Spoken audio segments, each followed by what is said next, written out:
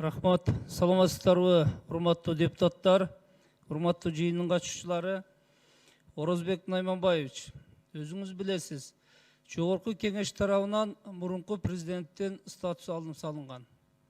Бүгүнкү ЭСГОнун кызматкерлери бул символикалык түрдө соттун чечими чыкчаңды эгер күнөөлүү болсо кайтарып турат.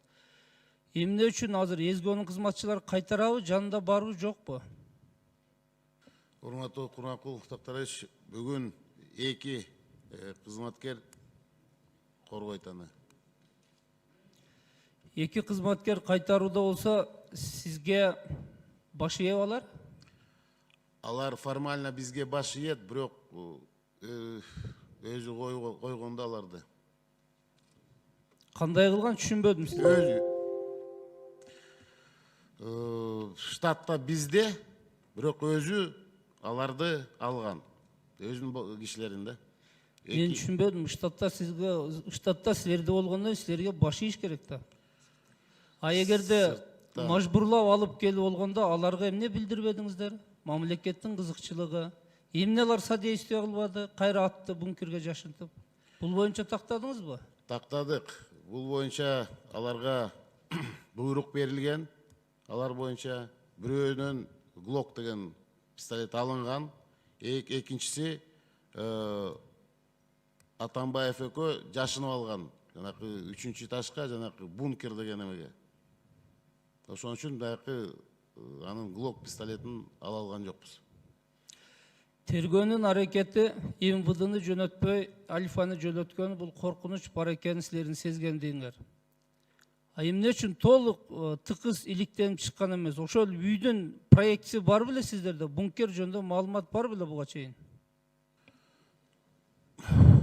Ачык айтайын, үчүнчү таштагы бункер ушундай жасалганы бизде маалымат бар болчу, бирок каяка биз көргөн жокпуз аны.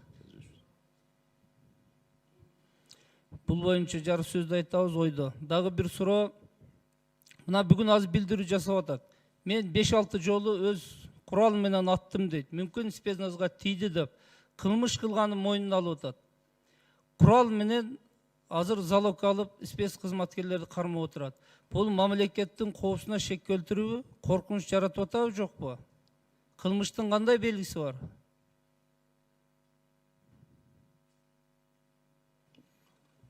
Курманкул Токторалиевич, ооба туура айтасыз, өзүнүн аракети менен коомго коркунуч келтирип, арканда бөтөмөк ойлорду жаратып атат. Ошон үчүн айтып атам эмеске, жана да айтып өттүм. Бул кылмыш иши боюнча биз ыкчам тез арада чечим кабыл алганга аракет кылабыз. Ыкчам тез арада чечим кабыл алыңыздар. Биздин 6 спецназдын залогдо отурганы өзүбүздүн мамлекеттин ичинде. Мамлекетти 6 жыл башкарган адамдын колунда. Бул мамлекет үчүн уят нерсе. Мен сиздерди чакырат элем, урматтуу укук коргоо кызматкерлеринин башчылары. Кичине бышыгыраак, чечкиндүүрөөк болгула. Жогорку кеңеш чечимди кабыл алып берди. Эмнеден коркосуңар? Миллион дурдаган адамды камап албасаңар, 1000 сом пара алганды жетелеп барып камап атасыңар. Бирдей мамиле жасагыла да. Бүгүн мамлекетти Сөз Бакиров Өмүрбек Мирзараимовичте.